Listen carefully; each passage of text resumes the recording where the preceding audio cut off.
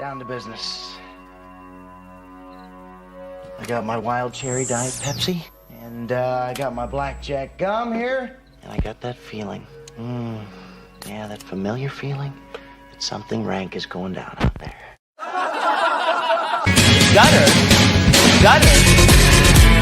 In the gutter. Gutter. It's a nice spot. Gutter. Gutter. Gutter. Gutter. It's a nice spot. The gutter. Gutter. It's a nice spot. It's a nice spot. It's a nice spot. Gutter. Gutter. Gutter. Gutter. Gutter. Gutter. Gutter. It's a nice spot. Gutter. Gutter. Gutter. In the gutter. Gutter. It's a nice spot. Gutter. Gutter. Gutter. Gutter. It's a nice spot. The gutter. Gutter. It's a nice spot. It's a nice spot. It's a nice spot. Gutter. Gutter. Gutter. Gutter. Gutter. Gutter. Gutter. It's a nice spot. Gutter. The gutter. The gutter.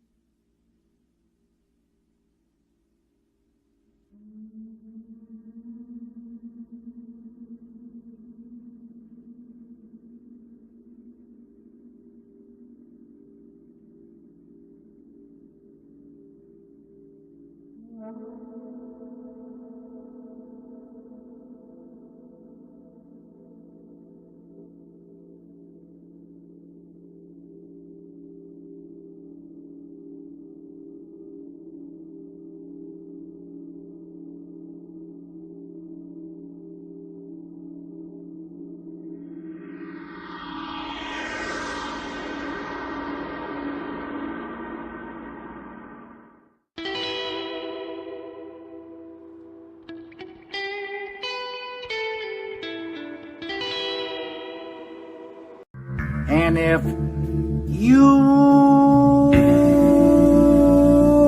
can't believe it, it's a Friday once again.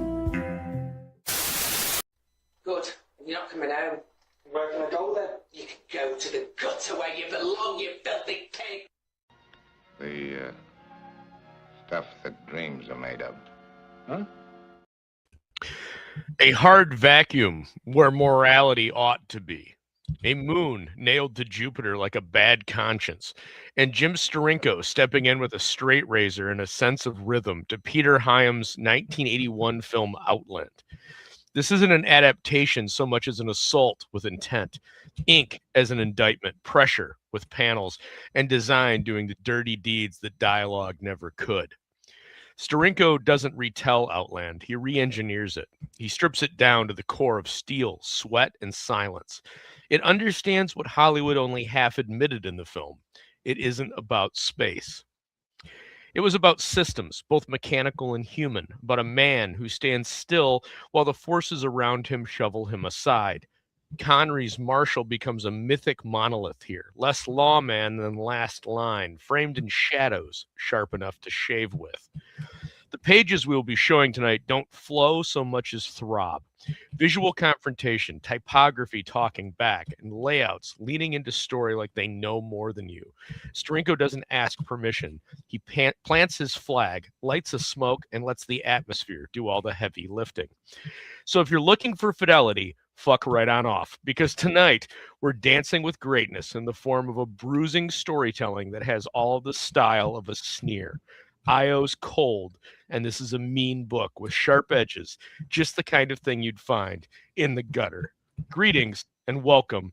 Everyone ends up here eventually. It is only a matter of time. JP, how you doing tonight, man?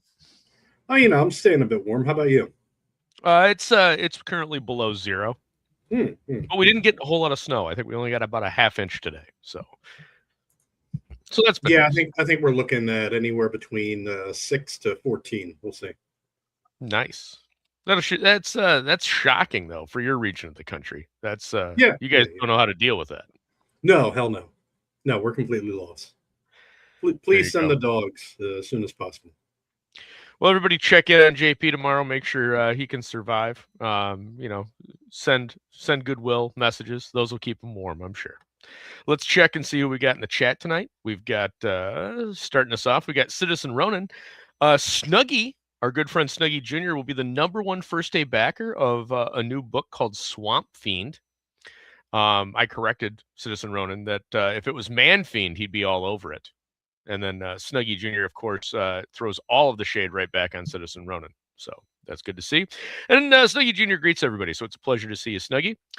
And Citizen Ronan said Outland is a highly underrated movie. It is. And we're going to talk a little bit about that in addition to the adaptation that is the topic tonight.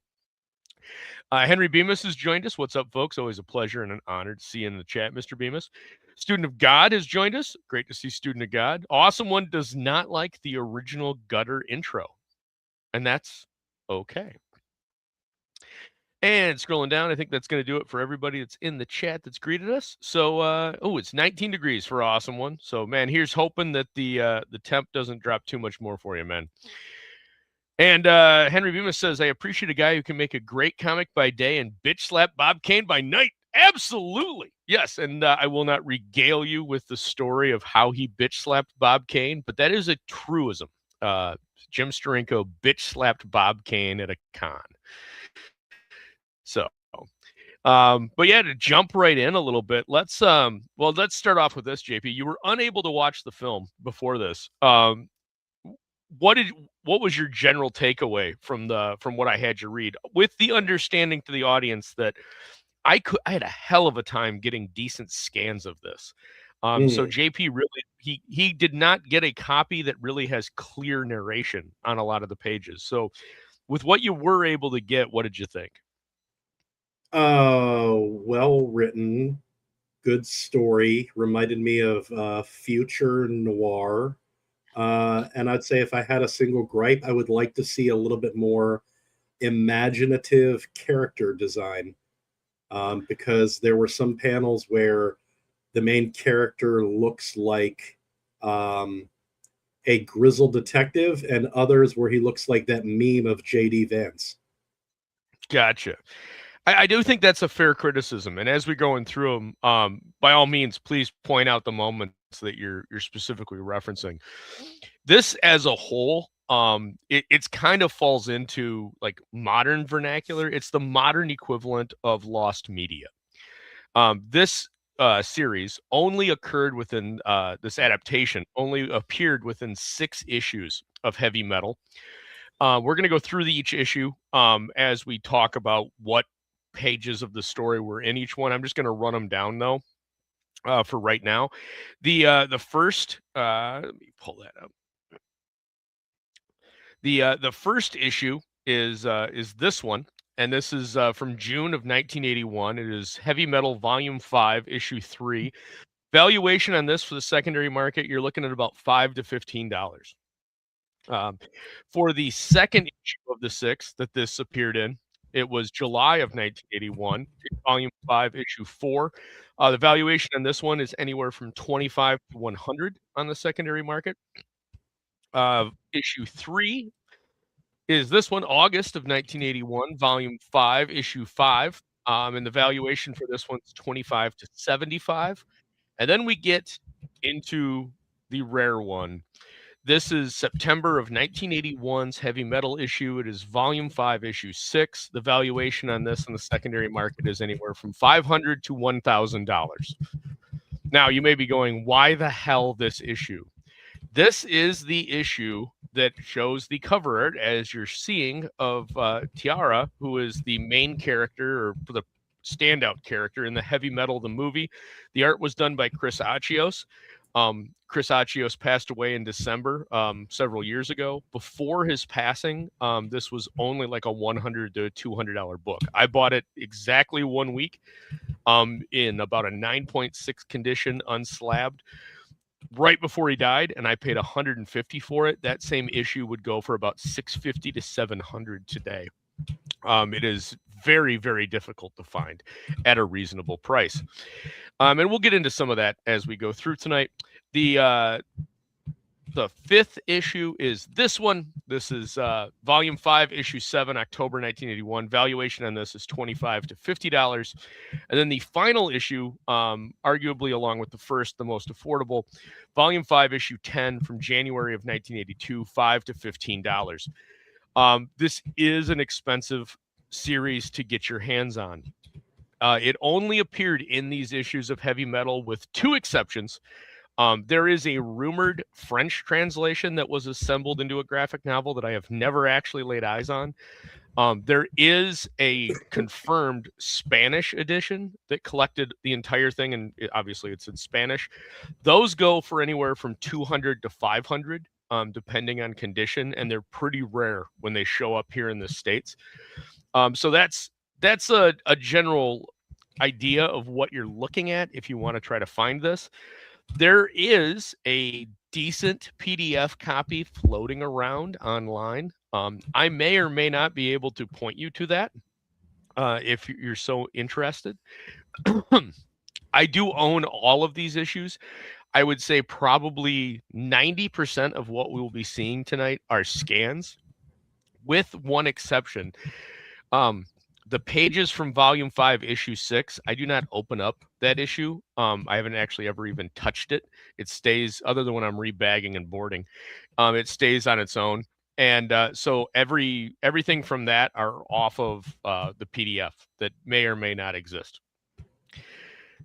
Summarize from what you will from that. But Phil Diaz has joined us. Great to see you, Phil. Thanks for stopping by. And Phil actually was present when I asked Steranko if this will ever be collected, and it is in licensing hell. The license that was used by the publication company that published Heavy Metal was a temporary one. And so you would need, I believe it's the director, the filmmaker, the script editor, like everybody needs to sign off for his adaptation to ever be published again. And it will never happen. It's just never going to occur. So this will more than likely never be assembled, based off of what Steranko told me in person. And Awesome One is saying that I think some are on the archive. There's a few floating around. You can find some of these issues digitized. There are a couple that have never been digitized. And greetings to Jason Sandberg. But without further ado, let's talk a little bit about Outland itself. Outland is it's a 1981 movie that was essentially High Noon in space. Here's the primary movie poster for kind of the pitch poster, if you will. Once it rolled out, they kind of needed to do something, so they put their star Sean Connery front and center. And this is the UK poster, which I think is absolutely fantastic. Amazing. By English or British painter David Shute. This is phenomenal. I wish we got posters like this. I didn't even know this existed until I kind of dived into this a little bit for the show. I need to get a copy of this one. This is just fantastic. And then as we're going through the images of the adaptation, you're going to notice, right off the bat, you're going to notice that they're super stylized. And we're going to talk a lot about that. But one of the things that's really done well in what Steranko captured in his adaptation is the tone that Hyams set in the movie. And so I want to show you a couple of film stills. So you're going to see this is where the workers sleep. This is kind of their barracks. It's very grid oriented. And you're going to see a lot of form and structure that follows those geometric shapes throughout the story. Obviously, it's a mining facility, and I'll show you a brief exposition from the actual film that kind of explains a little bit of where we are and what they're doing. This is the bar sequence. Again, you get that noir semblance of dark and smoke and shadow. And this is the miners actually going out through an airlock, so you get kind of a sense of what technology looks like, as well as what the spacesuits look like. And then at the end of the film, there's a very very cool fisticuffs action, some manual grappling that goes on outside of the station, outside of the mining facility. But again, you get from this, you're going to see the light, the shadow, everything that's from the film is carried over into the adaptation very, very brilliantly by none other than, and he really needs no introduction here. We've talked about him numerous times, none other than Jim Steranko himself. So without that, with all that being said, JP, before I dive into the exposition, did you have any comments? No, I'm going in pretty naked on this one because I had not even heard of this film, let alone read this before. Gotcha. Yeah, it is, unfortunately, as Citizen Ronan said, it is a relatively unknown gem.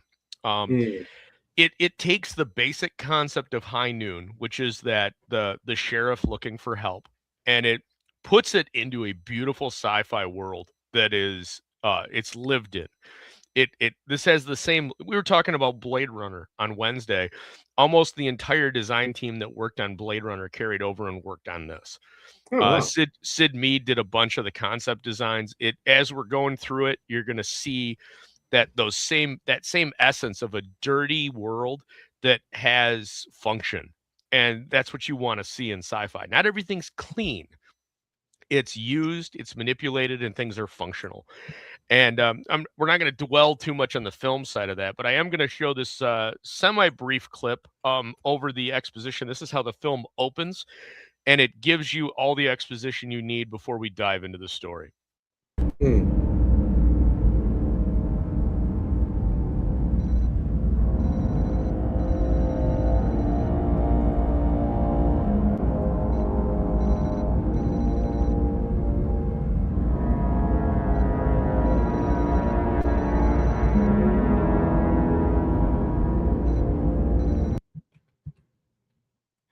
Well, that answers my first question. I wasn't sure if it was called Low or IO.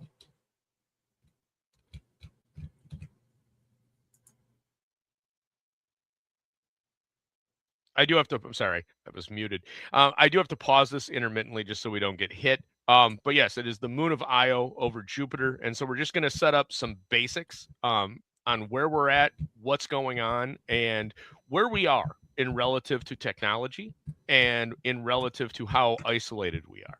Similar to how you would do in a Western to do the pan out and show that the town is not near anything on a map.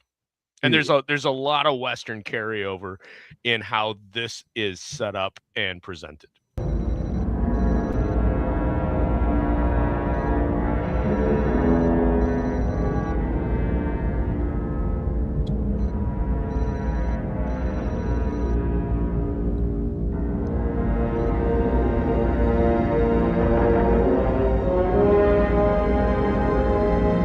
So here you have some of the great model work that's done in the movie. This again, the geometric shapes that you're going to see in the model carry over again into what Steranko carried forth, and he really ratcheted it up. But that it's really important to understand, like, everything in this looks like it's functional. It's to be built. It's not fantastical. It's functional, and that's a huge part of this movie. Is that it's that lived-in aesthetic.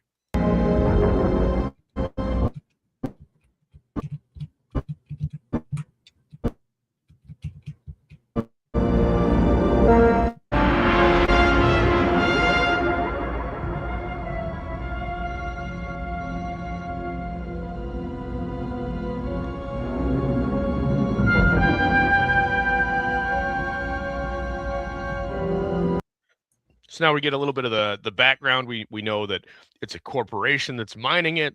We've got some kind of league of industrial nations back on Earth that have contracted it out to the corporation. So we're in kind of a structure where you've got nation states that exist, but they have some kind of organized government. But corporations still exist as well, and they're the ones that are exploiting the mining, so to speak.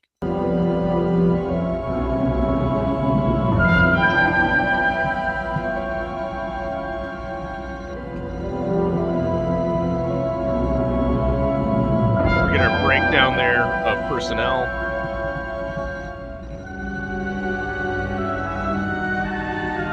Very important too that we cite who dependents are going to be. So only people that are administrative or higher are going to have their wife and kids there.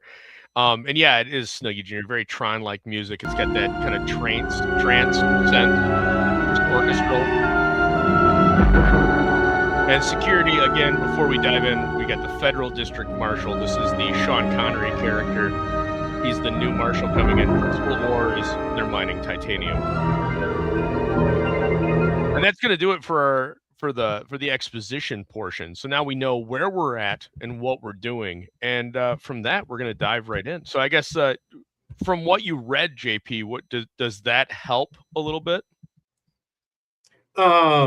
I mean, the book pretty much begins with a pretty long description of what everybody does and everything like you described. So far, we're pretty much spot on. Gotcha.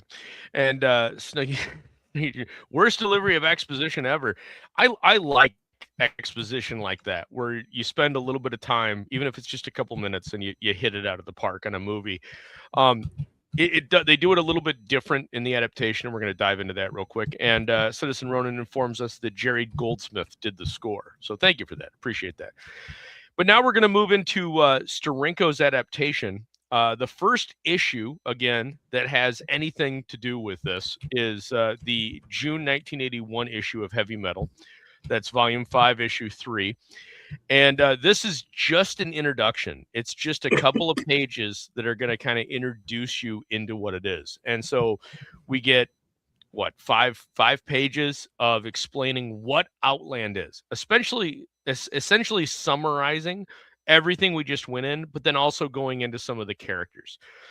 And so we get this page right here, a stylistic crawl kind of style. Yeah, they really loved crawls back then. Yeah. And so then we go into this, and we're getting some more. Again, this is just exposition. It's just explanation of what the world is, what the story is, and it kind of just a light preview of what we're going to go into when we hit this adaptation. Really, really well done in the layout and the structure. And again, it's all hinting at this absolutely gorgeous layouts that you're going to see from Steranko throughout the rest of the series. This is going to be, it's just a feast on the eyes. And so we continue. We get, again, some more subtle, small suggestions kind of what we're going to be looking at.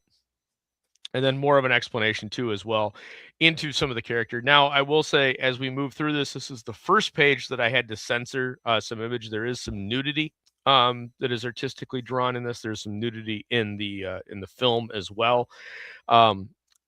You will see the occasional censored image. I just have to do that because we're on YouTube.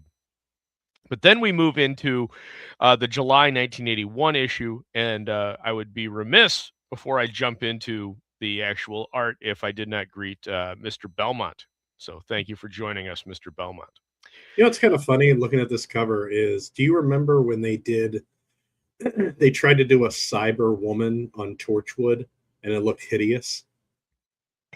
Man, I do not remember that episode. Yeah, it's but terrible. There was was it after season 1? No, it was season 1. Was it season 1? Because I thought I remembered most of the season 1 episodes. I kind of started drifting right here. Yeah, I started drifting away from Torchwood after season 1. So, but and then this issue, the July 1981 issue, is famous because also it is the first known, it's not the first known. It's the first time that this image by Chris Achios that was used on the Heavy Metal movie poster was ever published. So that's one of the reasons why this is kind of difficult to acquire and expensive. But then we dive in. Our first page is the reveal of Io in silhouetted over the eye of Jupiter. And we get a little bit of a nice explanation for where we're headed and a little bit of an opening into what we're looking for. And this was both written, drawn, colored, and drawn, or everything was Steranko. Steranko did it all. So thoughts just right here on this first page, JP. I know you're kind of a stickler on narration, as am I. Well, I'm a little bit concerned for Jupiter. I really think Jupiter needs to go visit a dermatologist. That's not looking too good. Yeah, that's not good. How do you feel about the narrative, the narration reading though? Like, was it a bit much for your taste or no?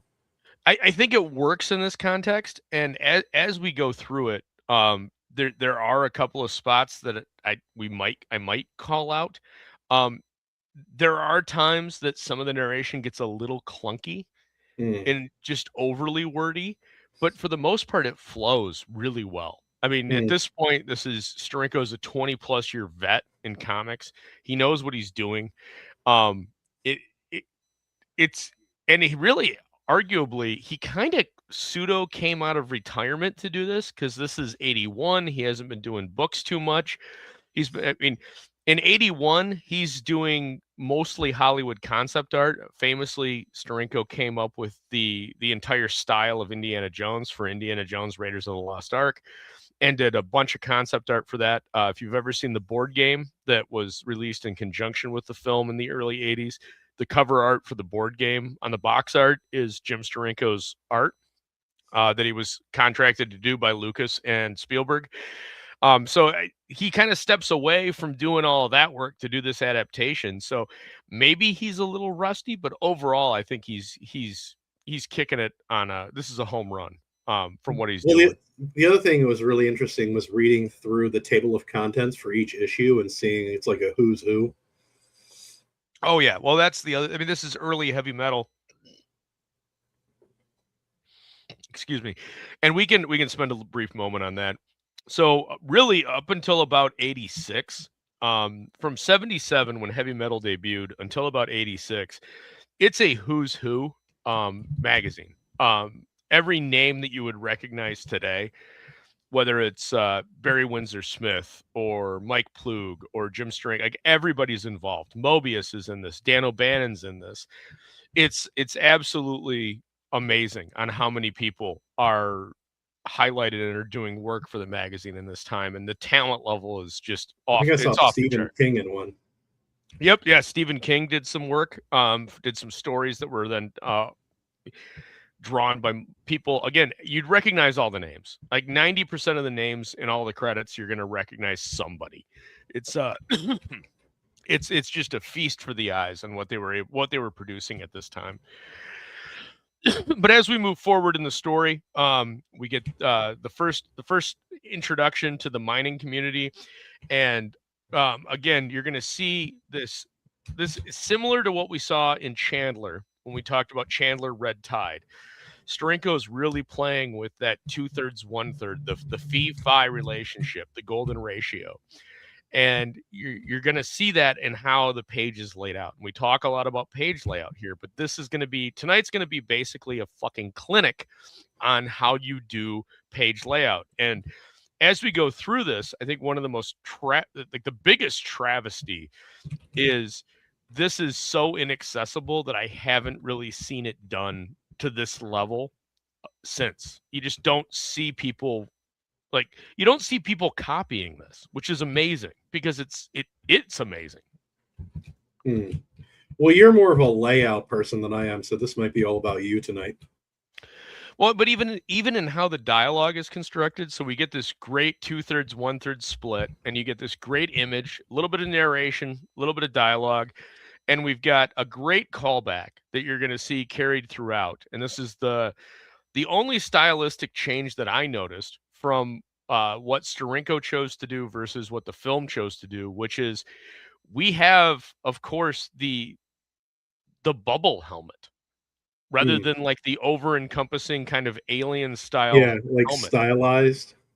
So we're getting that very Like callback 50s and 60s.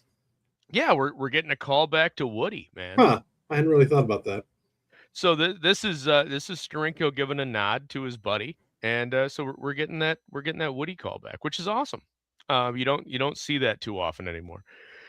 And then we get again more of that, the geometric patterns, the fee-fi relationship, the 2/3, 1/3 flowing into the page. Again, that dialogue at the bottom, and so we combine those two pages, and here's what it looks like as a spread.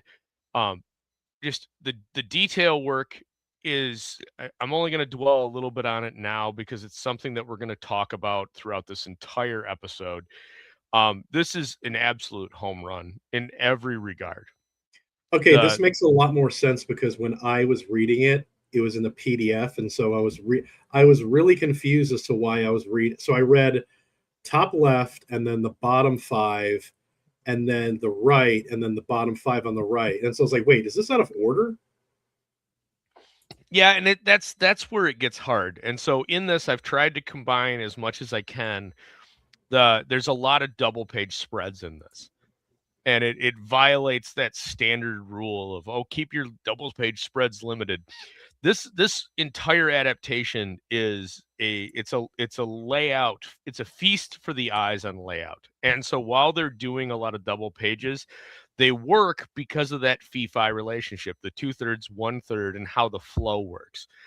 And you got to be really careful with that because of exactly what you're saying. As we're moving into this world where more people are reading things digitally, you're only reading one page at a time. And the flow of this page is totally different if I look at it as, well, this is page 2, and then this is page 3, versus if you look at it as a full spread.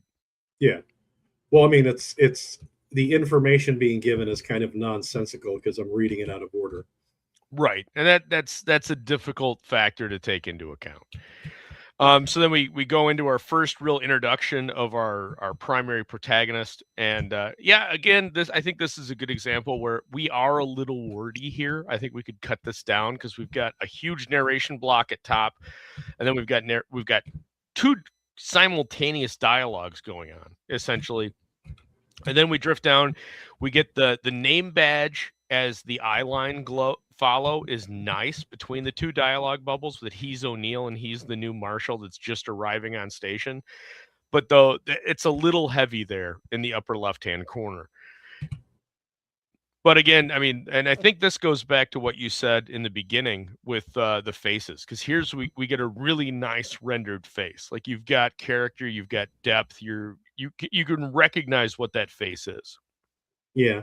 Okay, so this is me being really, really picky now, but am I crazy, or is that not normally how the name O'Neill is spelled? It's Neil. Yes. Yeah, they inverted the E and the I. That drove me crazy. That's what. And also, no, but I mean, also, I really would like to see a little bit more style. Like when I was talking about like the character designs, this guy is standing front and center, full page, and I would confuse him with a gas station attendant. Really? Like, I don't have any. I agree with Zaid. Zaid's saying, man, how good does Jim nail this likeness? This is Sean Connery. Like, you look at that, and that's 1981 Sean Connery. No, I'm thinking of like the outfit more than anything. Like, he looks like a guy who punches tickets on a train. But that's what he's, again, like in my intro, I talked about this. This whole thing is about systems, and right. It's a corporate. So he's a U.S. Marshal. He has a uniform, and all of the uniforms are utilitarian. And this is where I think the not viewing the film is the lacking aspect of it. I understand your criticism, but I think if you see the film, you'd understand like everything in this, everybody wears things that they're simple and basic. Nobody, there's no flair to anybody's uniform. It's a very corporate, very structured, even though he's a marshal, it still has that everything's from Cintas, like it's all very structured uniform.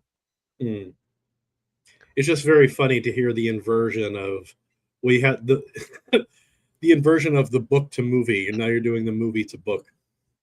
No, and I think that's a good point, is that this is a little bit different from a lot of other adaptations in that this is coming from, instead of book to movie, it is film to book.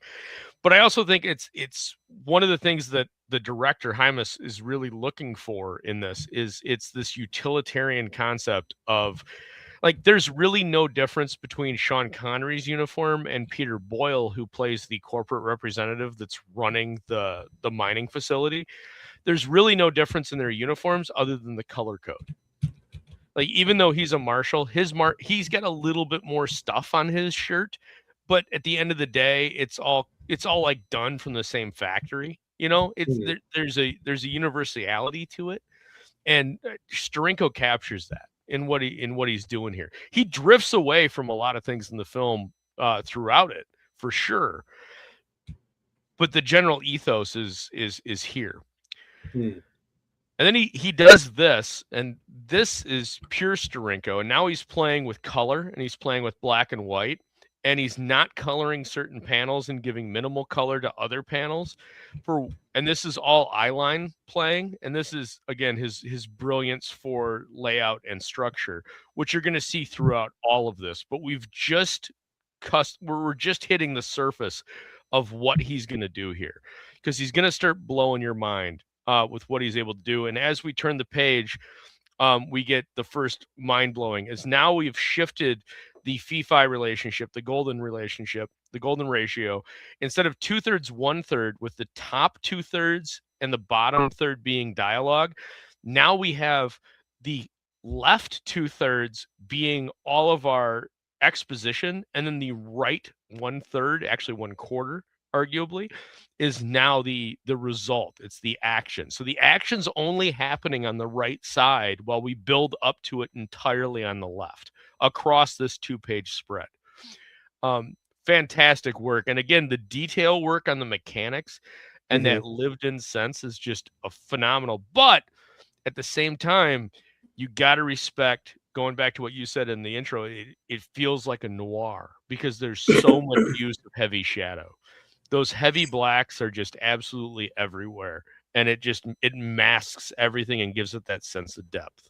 Yeah, and the repetition of the machinery replicated by the repetition of the workers. Yep, absolutely. And it only continues as we look at this. When you go to this Hang page, on real quick. now, can you back up real quick? How many times do we talk about repeating the same panel over and over again to absolutely no effect? Well, all the time with a lot of modern books. Yeah, that's what I mean. We talk about it all the time. Like, this is that, but being done with purpose. Right. No, and this is how it's executed, because it is the same, but it's the same panel, but it's not, because you have you have an alteration, and it's not just the character sitting in a chair a la a Tom King book. It's he enters the elevator. I mean, he isn't moving technically. No, but the things around him are. Yes. Right. The door is closing, and you see the result of what happens as he enters the elevator, and the door closes, and the pressurization empties, and then his head explodes. Yeah, the other thing about this, it kind of sets up for later that I really enjoy about the book is, like, you don't see a lot of people using displayed text. You know what I mean? Like, actually in the art. And no, all of it's in the background. Yeah. And that's, I mean, part of that is the fact that this was done in 81, and so you don't have their forethought on where technology is going is locked in with what they're physically able to do. So you get a lot of digital, quote unquote, digital displays, which are analog displays, but they're quote unquote digitals in the background. So you'll get, like, even in this, you see it with, like, the elevator enunciation, the status of what the airlock is, all of that. But as far as personnel have no displays that they look at on a daily basis. It's all around them. It's not personal use. But then we go into this, and again, this I think is the home run to accentuate your point on the noir. We get O'Neill, but O'Neill we're not seeing again, and this is, to your point, it's the 2-page spread. The 2-page spread is much more impactful than the single pages, but O'Neill is masked in black because we're looking at it. The point of view is over his shoulder. And the only thing that's important are the people we're talking to. Everything in the background is there's no color. White noise. So yeah, it's just, it's the chaos of just modern life. And you're focusing in on, to the right, his assistant, and then to the left, the doctor. And we get the explanation. And then you drop down again with that golden ratio of into the dialogue. But you'll notice the dialogue tells a story in and of itself because each panel has motion. It's still just a face shot, but it's not the same shot repeated because O'Neill is slowly disengaging away until the doctor says something, and he's interested in it. He keys in on that, and then he walks away. He completes the process. He starts leaving. She says something, and he goes, "Oh, Dr. Lazarus said something interesting," and he re-engages, and then he turns away. It's so subtle, but it's things like that that make those dialogue moments so much better than what we're seeing now with those 9-panel grid Tom King pages that we previously mentioned. And then we get the last page in this particular issue of the adaptation, and it's a scene of Marshall O'Neill's apartment, and he comes back from his shift, and he finds out his wife and his son have left the station, and he is alone. And so this accomplishes two things for the story. One, it gets his dependence away, so that you can now have a sense of violence, that there's no recourse for him. He doesn't have to worry about his wife or his son because they're off the station. But you also have that sense of his wife and son have left him, so now he's kind of searching for meaning. And that's both of those things are going to become important later, because he's going to make decisions based off of what situation he has. Does he make the same decisions that he makes later in the movie if his wife and his son are still on the station and a possible vulnerability? And then we move into the third issue, and we get again a huge, massive example of how you break down a page, but do it playing with the ratio again. This is a 1/3, 1/3, 2/3, or I'm sorry, a 1/3, 1/3, 2/3. God damn it. 1/4, 1/4, 1/2. I apologize for being retarded. No, I think it's more like 1/5, 1/5, 3/5. Thank you for recovering that for me. But you get this great breakdown where you get a wall of text, and then we're into dialogue, and then we immediately start flowing into action. And again, this is we're accelerating the story. We're starting to push it and move into a little bit more of where we're going to start revealing. We're kind of out of Act 1 now. We've established our character. We've established everything that's going. Now we're going to start moving into. Now we need to frame out what kind of a Marshall is O'Neill and what's actually going on this station, because we've established his character and we've established what the situation is. So now we're moving into that exposition, or the story exposition phase of what actually the problem is. And again, we're going to want to talk a little bit about this. So this is the second page that's shown in this issue. Again, you're using that golden ratio, the 2/3, 1/3 that we talked so much about on Chandler, and we're going to continue talking about, because if there's anything that Steranko loves, it's this format. He loves playing with this. And so again, we see on this page, going back to what you said, JP, you've got the displays, all exterior, not personal. They're all around all of our characters. Everything around our characters is impersonal and digital. Everything that our character deals with is personal. You get the second half of this image, which is a worker going crazy on a prostitute that's part of the entertainment district of the station. And we see the whole page together, and we get I gotta get off that page because I forgot to censor something. So we're going to move on. I really like the red face at the bottom. Yeah, I can show that. I can't believe I forgot to censor the background image. You've deflowered all of us. I know, right? I just got to get it off the screen so that YouTube doesn't catch it. So we got that. So let's jump forward into this, and they're looking over essentially the hooker, the prostitute that was abused, and they're getting their reviews. That face right there, that is the JD Vance. It doesn't really look like it, but it did make me laugh. Yeah, Citizen Ronan is correct, and this is a family show. We do strive to be a family show with like a PG-13 rating. I apologize. And Phil will be calling his mother. Well, tell Mama Zaid that I apologize. That's all I can offer for you, man. But again, we get that 2/3, 1/3. We get that brilliant shadow work on the hooker's body. And I do agree with you. I think here is where this page is a great example of what you opened with where the faces at times don't seem impactful. It, they seem almost drawn in, and his face in particular, this is not the quality that we established with. And it makes me feel like maybe this was rushed just a little bit or something, because it just feels it doesn't fit. That face does not fit with everything else we've seen. Sorry, I'm lost in the idea that we have to be mindful of how we show dead hookers. Yeah, well, it's so much. She's nude, so I have to be careful. I can't show nipple. So, but then we move into this page, and so now we've got a again. Now, see that face at the bottom is bathed in shadow and looks great. Oh, this is an absolutely fantastic page from and here's the question: do you have any confusion looking at this 2-page spread on how to read this? Only if I'm looking at it one page at a time.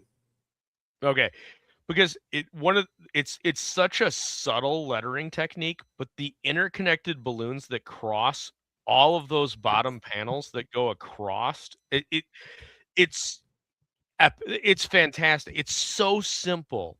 But again, it's understanding how to do something that's different than the norm, but how to make it work. Because you understand all the basic rules. And so now you know, hey, here's what I'm going to do. I'm going to break all of these, but in order to break them, I need to understand the rules of how to keep it all contextually the same. So you understand, looking at this image, that you are going to start on the upper right. And this is not like you understand. It's just inherent. By looking at this page, you understand you're going to read the dialogue on the upper left-hand corner. You're going to go all the way across the page, read the dialogue on the right-hand side of that upper 2/3 image, and then you're going to drop down and you're going to read all the way across until you get to that face, which is, again, bathed in shadow, because we're playing with it's a Western noir sci-fi. Somehow they managed to take those three concepts. They took high noon, they put it in space, but then they did a twist on it, 45 degrees, and turned it into a noir in how they filmed it. And Steranko is capturing that with just how he's doing the blacks and how he's handling the shadow. It's absolutely stunning. This page alone, I mean, there's a couple of pages in this, but I think this page alone is a goddamn clinic on just how to do layout work. It's beautiful, beautiful storytelling. And then we move into, again, we've got another example of the duality on pages. We get this page for our left page. We get this page for our right page, which again is all like we go back. I want to talk a little bit about like the choice to do color above and to have this black and white riff that's going across the page is like, it's brilliant, because we're talking about people watching each other on security cameras, and the security cameras are a little grainy, but we get that. And yeah, how do you even get the idea for that? I have no idea. But when you look at the full page, oh my God, does it work? Because you see the individual cells of where the cameras are zooming in on. And it's broken across, again, that 2/3, 1/3, but now we flipped it and we're putting the 1/3 on top and the like 2/3 down below.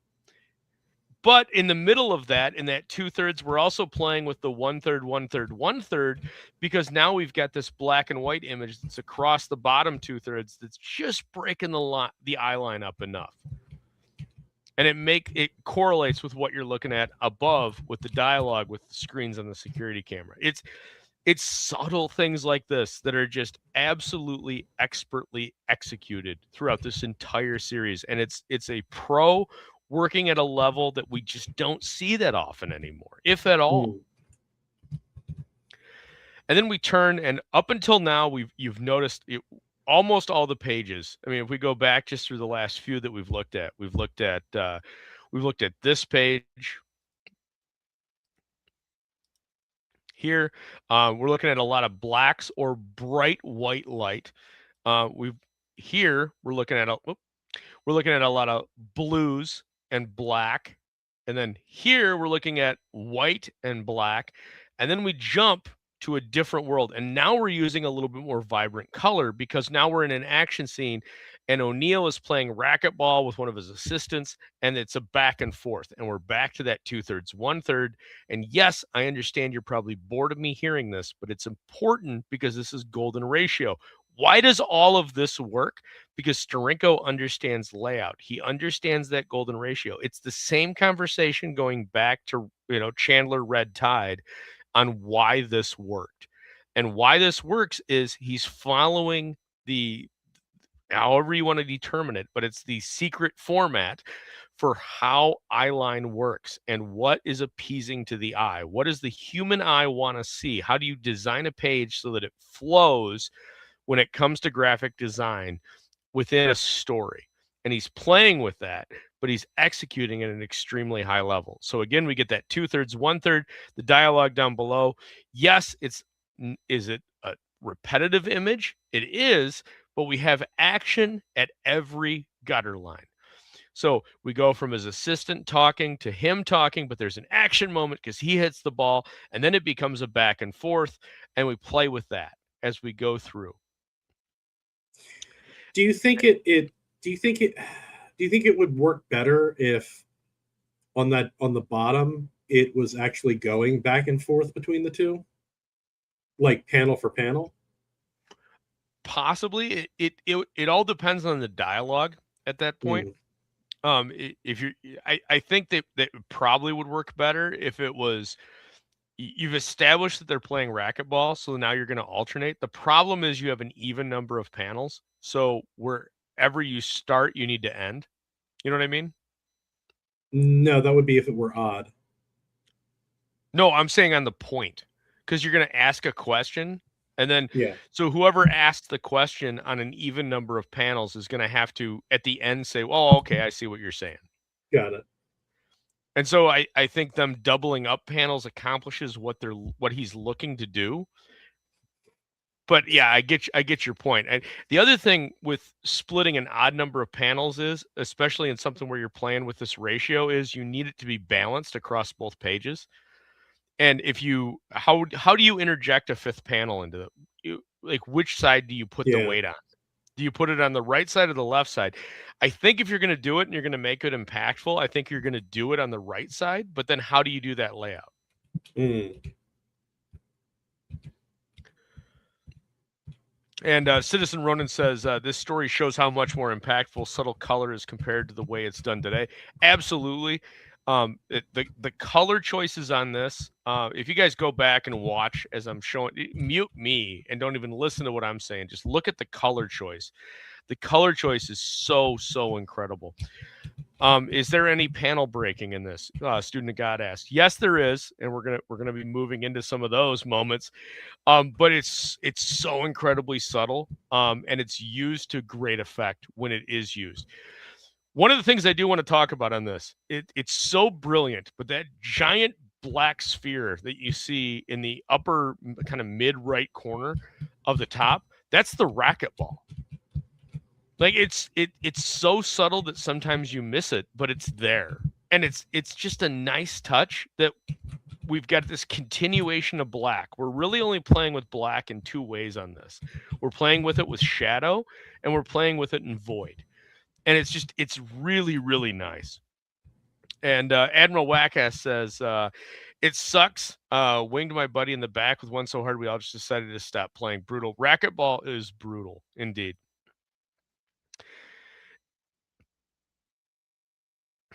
And moving over to issue 4.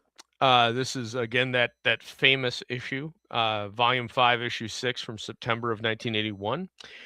And we open up back into our adaptation with this, which this is the one page that I figured you would have the most critique for, JP, because the narration here, I don't know if you got a chance to look at the PDF that I did eventually send you this morning.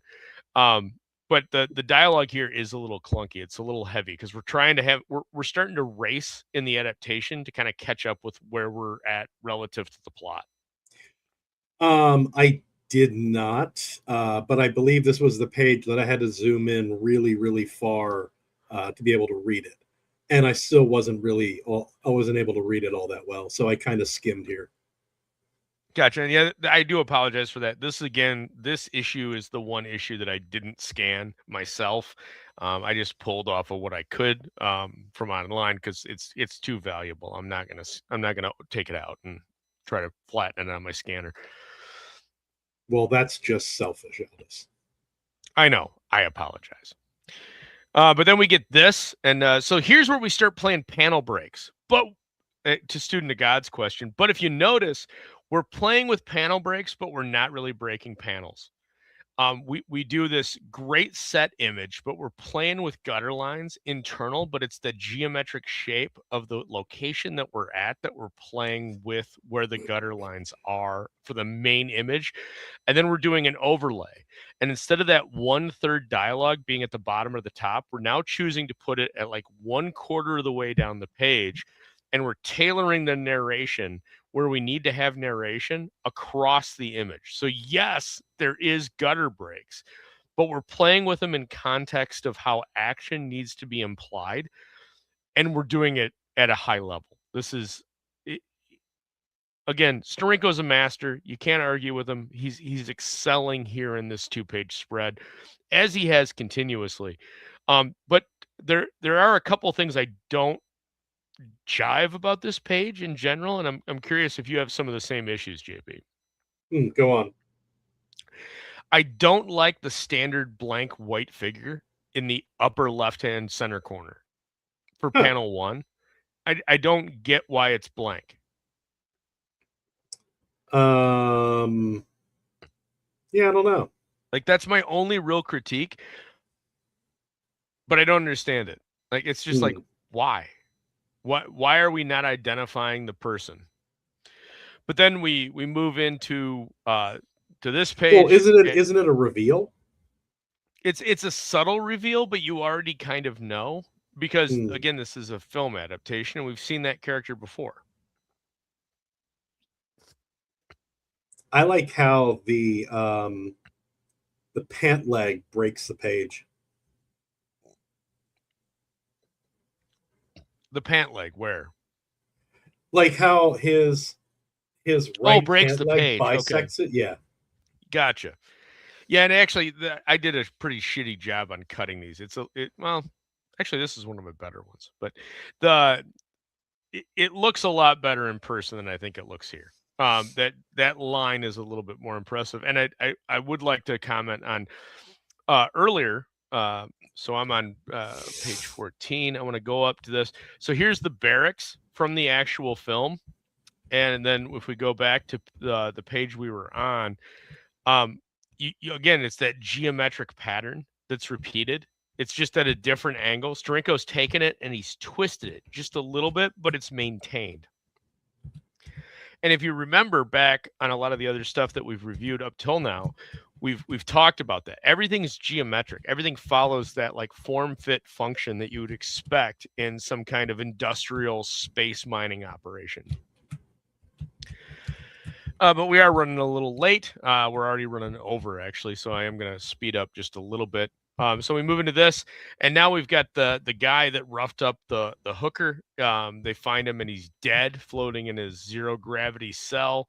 But, man, to your point, like, to you, what's the brilliant part on this page? Oh.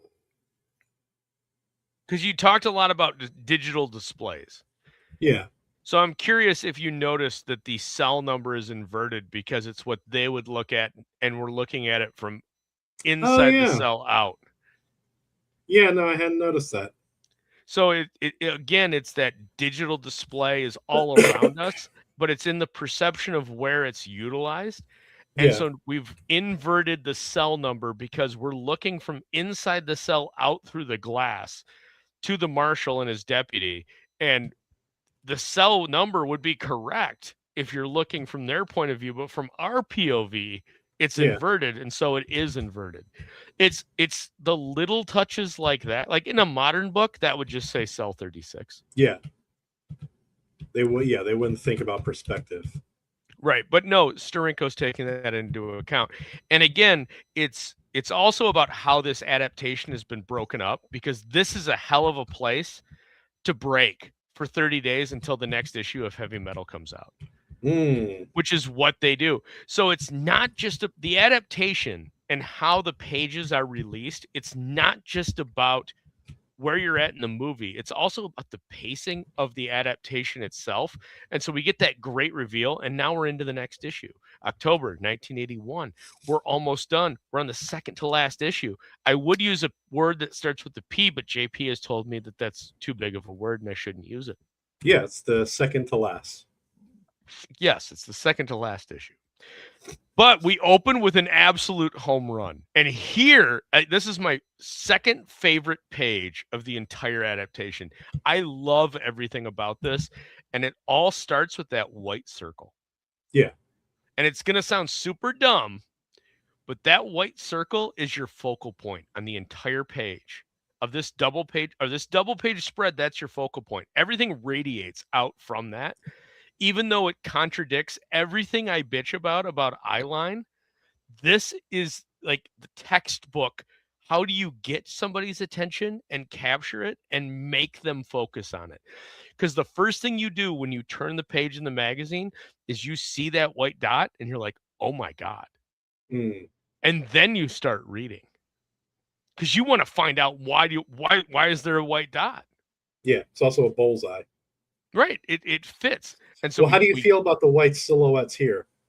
These I like, because these are they're following in context to what we've got going on. The left side of the page is the predecessor action to what we're seeing the result on in the primary image on the right side of the page.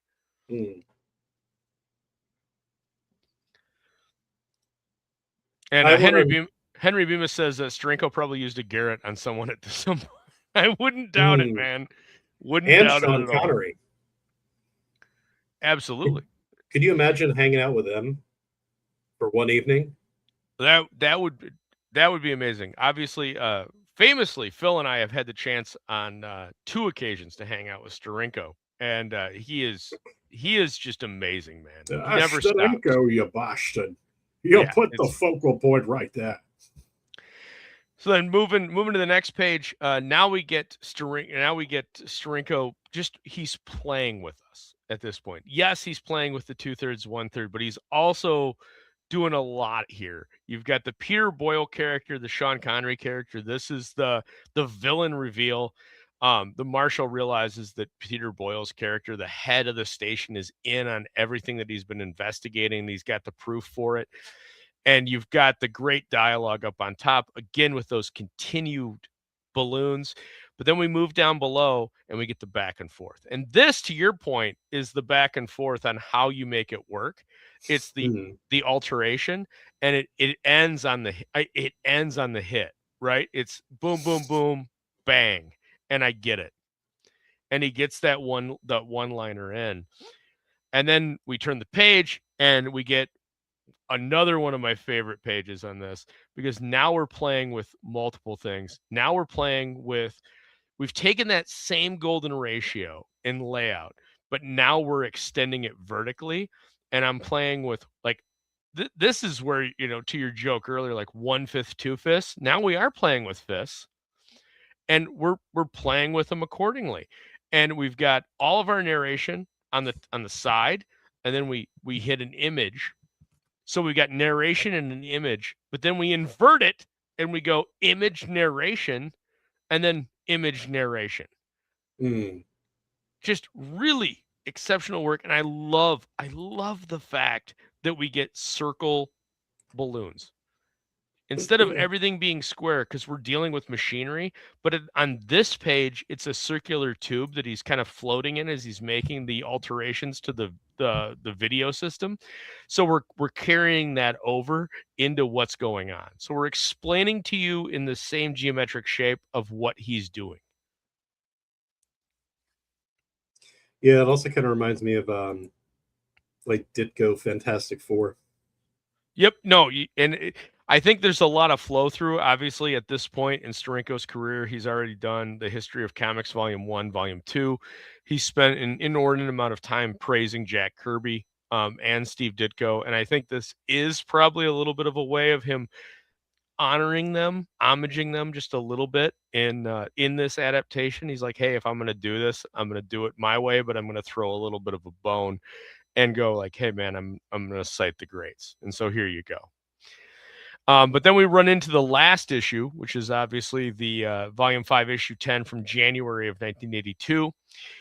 And then we conclude the series with really it's five double page spreads and then a single page. And the first double page spread is him talking to his wife and kind of settling things up. Because again, the wife's not there. That's what drove him to make the decision that he's going to do this.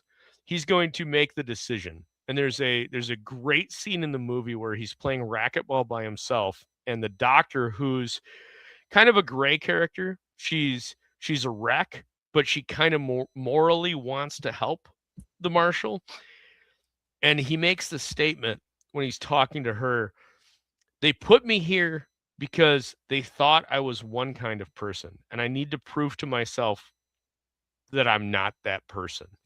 And that's kind of why his wife leaves him. Like it's not just the resoluteness, the desolate nature of the station. It's also like who he is. He's distant, right?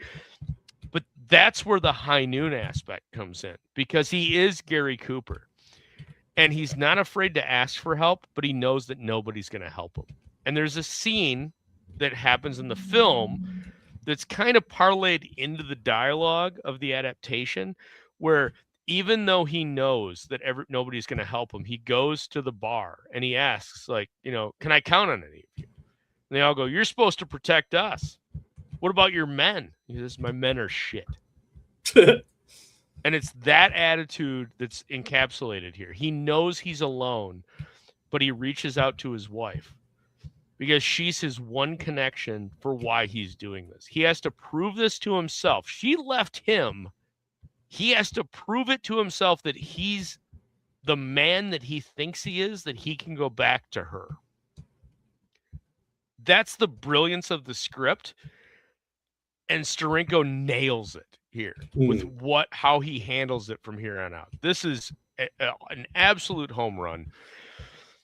And then we go to this, and now we're getting into the heavy dialogue. And so the Peter Boyle character, the corporation has sent 2 hitmen to take out a U.S. Marshal, or not a U.S. Marshal, but an Federated Systems, Industrial Federated Systems, whatever they are, Marshal.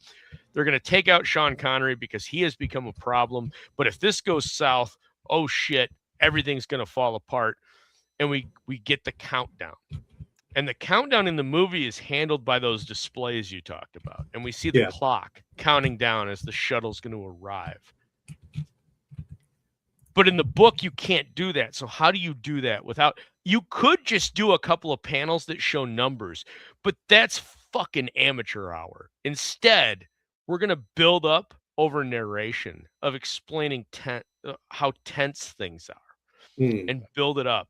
And we're going to show... What do we show? We show the Marshal getting ready, and then we show it landing, and then we show him moving into action. And then we turn the camera... because we're Steranko, and so we focused on the Marshal up until now. Now the bad guys are on. And then we turn, and now we focus on the action. We focus on the hitmen are there. They're trying to kill him, and we get the hitmen. And who is Red? Why is he red? Because he's the target. I love that motion. And then right over his heart, this is so subtle, right over his heart is Con Am, which is the corporation. So the corporation's trying to kill him because he's standing in the way of them using the drug to increase the production, despite the fact of the negative aspect. Fantastic. This layout's a home run. This is I said earlier, I'm going to talk to you about my favorite page in the book. This is my favorite page in the book. It absolutely captures everything you want. And when you look at the breakdown of the narration, the breakdown of the dialogue, how you've got one image that's essentially a background and everything else is overlaid over it. But the graphic design that went into this is Yeah. phenomenal. You've got 2 chairs, one upturned and one sitting upright. Why? Because one person, one side of this equation is organization and the other is chaos. Who is Well, chaos? and if you go from right to, or if you go from left to right, the lines get more and more diagonal. Yep. Yeah, because we're shifting more and more away from an orthogonal look on life. He's breaking the system. He's destroying it. Because this has worked for multiple marshals. He's not the first marshal that's been on here since Peter Boyle. His character has been running drugs to increase production. And what the drug is it's essentially an amphetamine that's increasing worker production. And so instead of, just tolerating it, he's finally adjusting it. He's changing the paradigm. He's breaking the system. How do we know that? We're slowly drifting to more of a diagonal. We're no longer 90 degrees. We're at 45. We're instituting a new regime. And then that carries us over again. Now we're outside. He has exited the facility after he's taken down one of the hitmen. We're outside the facility, and now we're playing with color again. Why are we playing with color? Because it's a tonal shift. We're not just tonally shifting it, we're story shifting it. We're outside. What's the rest of the planet look like? It has no color. Why does it have no color? Because it doesn't matter. The only thing we're focused on are the things that are going on within our hero's purvey. Then if you look down below, we've got one panel that's black and white, but it's inset over an entire world of color. Why? Because it's contrary to what we've seen. It's the exposition. The character shoots the last assassin shoots the glass of the greenhouse and gets sucked out. It doesn't matter because the minute he's shot, he's dead. He no longer matters. He's like the rest of the surface of Io. It's already gone, but we're still going to show it. Brilliant work by Steranko. Then we run into the second to last. Now his deputy, the new sergeant, because the previous sergeant was killed because he actually was helping the marshal. He comes out and he fights him. We get this great, again, we're using the bubble helmets because, God damn it, we all love fucking Woody. So we're going to do the bubble helmets. We get the action. And here, for the first time, we get action that's done in 2 ways. We get it from the left to the right.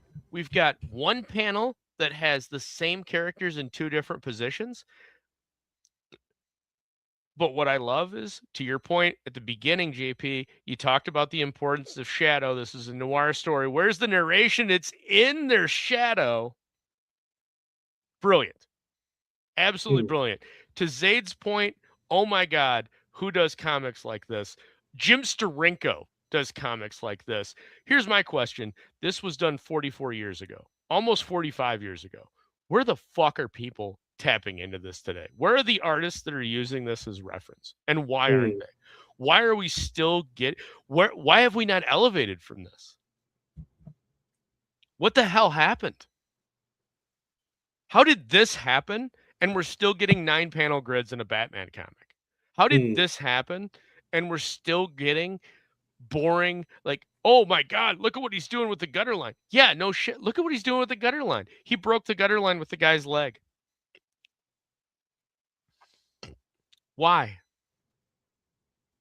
Hey, what's going on there? I don't remember from reading it, but what's going on there in the second to last panel with the black and then the white? Is that guy being electro exploded? Yeah, so they're out on the solar panels that are on the side of the facility, and as he's sliding down the arcing he's hitting the solar panel and arcing because he's closing the circuit as he hits, which makes no sense, but it looks cool. Yeah, because that wouldn't happen in space. Nope. No, it would not. But then we get to the last page, which again is a goddamn study on how to do a layout, with Sean Connery looking down the barrel of the gun with the narration, and then he punches out the head, and then we close out real subtly, very low at the bottom, with Io again masked.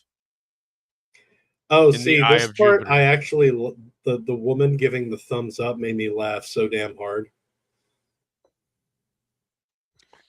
The thumb? What? The thumbs up. That just made me laugh. You got to kind of watch the movie to get Lazarus. Lazarus Like is kind of a retarded kid won the karate tournament. right. But we start where we end, and this is a great. Again, this is Steranko just playing with it. He started you here, but he ended in the same place he began because Io doesn't move. Everything that's happening on Io did. So Io's remained in the same spot. Other than it's slightly shifted. But it's the concept of time, right? It's all of this has occurred in the small amount of time that Io shifted slightly across the eye of Jupiter. Just absolutely brilliant. And one of my I love this series. I mean, Steranko's obviously I've talked about my admiration for him. I think this is up there with as arguable. You could debate, but I think it's his magnum opus. I think this is absolutely fantastic. And if you take anything away from it, I understand it's immensely expensive to own this full series. But it's something that, man, if you're a fan of comics, go out there and start trying to find these 6 issues. Again, that's Heavy Metals, Volume 5, Issues 3, June 81. Issue 4, July 84, or July 81, issue 5, August of 81, issue 6, September of 81, issue 7, October of 81, and issue 10, January of 82. If you're looking for the PDF and you're curious, I can point you to a couple places that you can find it. Maybe, possibly, it may not even exist. I have to be careful with what I say for copyright, but I may be able to help you out. So, I think that's it. I think that's all I got. JP, what's your takeaway? What are your thoughts? Was this a home run? Oh no, it was great. But do you want me to ruin it real quick? Absolutely. I expect nothing less. So the corporation was drugging the workers because they to increase productivity. Capitalism, am I right?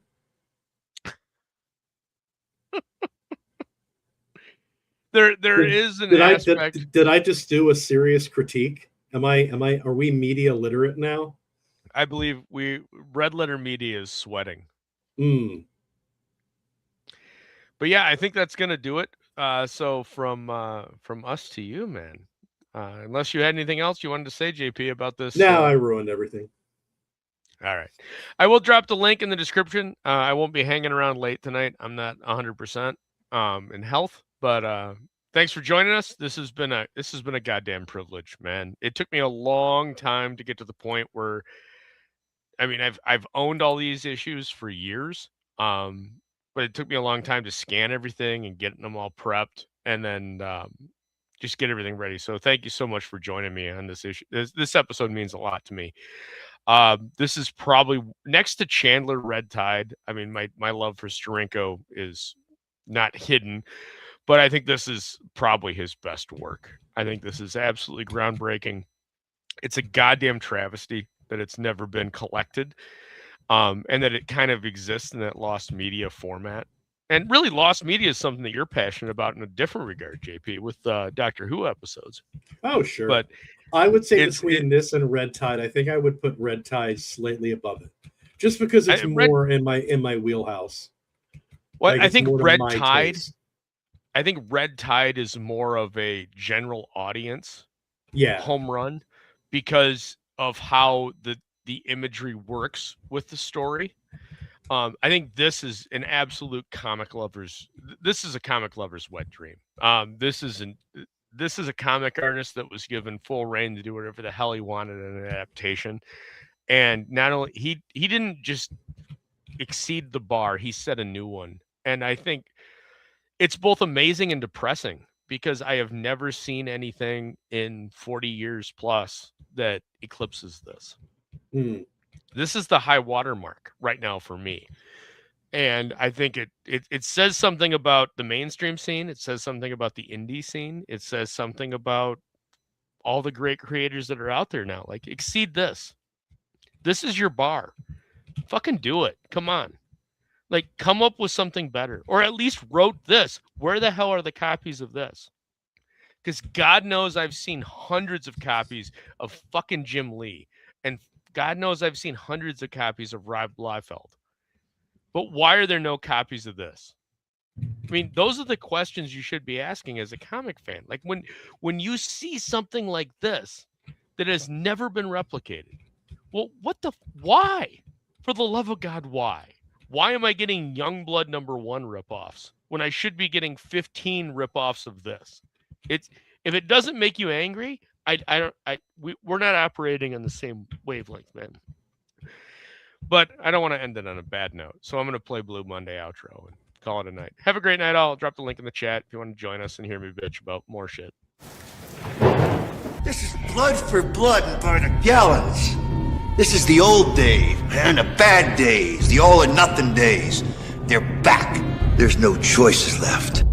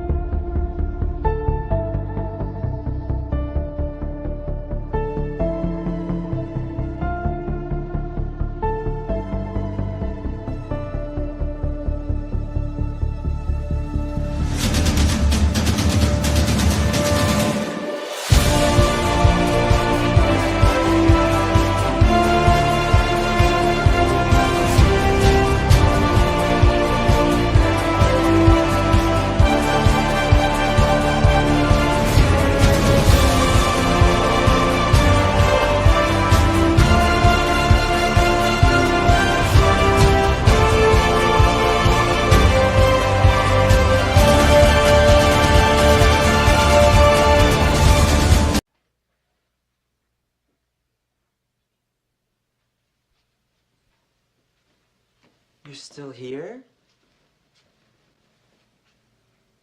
It's over. Go home.